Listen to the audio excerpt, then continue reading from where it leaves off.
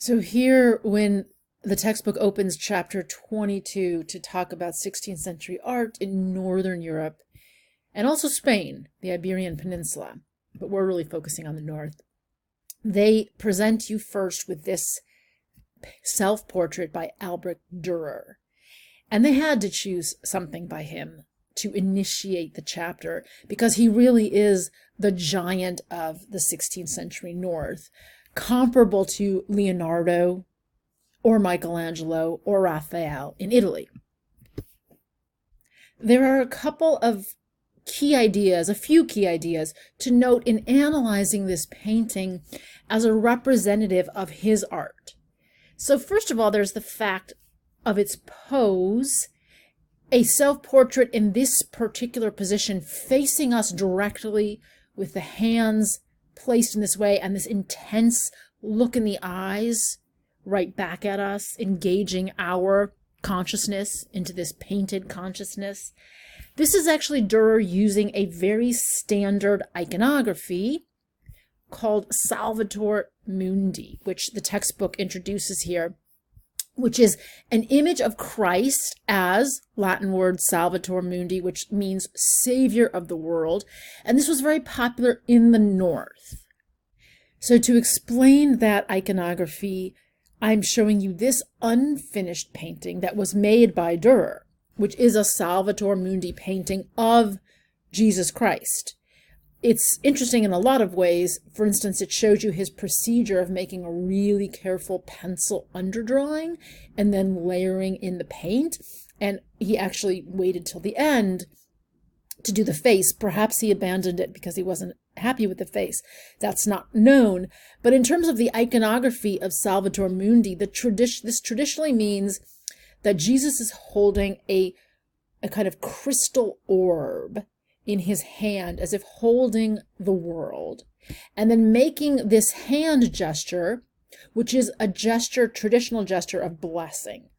So Durer's self-portrait is not literally doing the Salvator Mundi.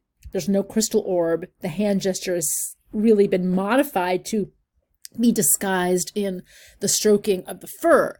But it's still this idea that was important in the North of the imitation of Christ, which was the idea that a Christian would work to be Christ-like in behavior and mindset. And the textbook does a good job acknowledging that this might seem arrogant to our contemporary eyes, but it made sense in that historical moment. People desired to, as a spiritual practice, to try to be like Christ. And this, I want to point out, is very influenced by Protestant ideas because it involves a personal connection to Jesus rather than focusing on worshiping in a Catholic mass that would be led by a priest who's channeling spiritual authority. Here, the spiritual authority is directly your relationship to Christ in your actions, your thoughts, your behavior. So stylistically, this is very Northern, right? We can actually see that Durer is self-consciously emulating and renewing the marvelous realism of Van Eyck in the detail, in the precision, right? And even down to the actual use of text, the look of engraved golden lettering to sign his name, which we saw Van Eyck doing in the Arnolfini portrait. And we see, just like Van Eyck, we see Durer sort of using light and shadow impeccably, exactingly to pick out textures, the way light falls on the hair, which appears to be, it's curly, but it also appears to be like oiled or styled with some kind of product that I really want to buy. I need it for my hair. I don't know, maybe it's olive oil. The texture of the hair, of the fur, which is emphasized because of the finger stroking the fur, the texture of the fingernail versus the skin, etc., etc. Very Northern.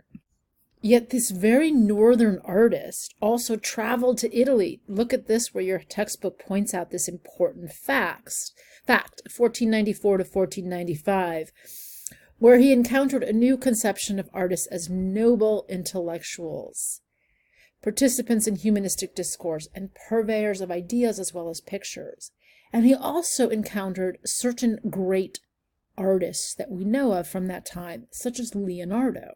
So here's an Italian Salvator Mundi painting that was painted by an Italian artist. And I put here for fun who made this artist. Based on the style, can you identify who painted it?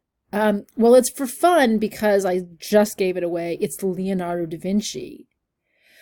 And you can see the direct study between Durer and Leonardo. Interestingly, it's also sort of for fun because this painting was only recently authenticated.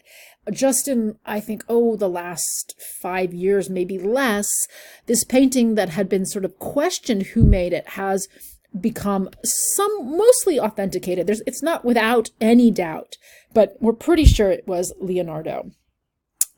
So one of the things that is interesting about Durer is that he's in dialogue with both the Northern tradition and the great artists of the past, such as Van Eyck, and with the Italian Renaissance. He's kind of making a hybrid.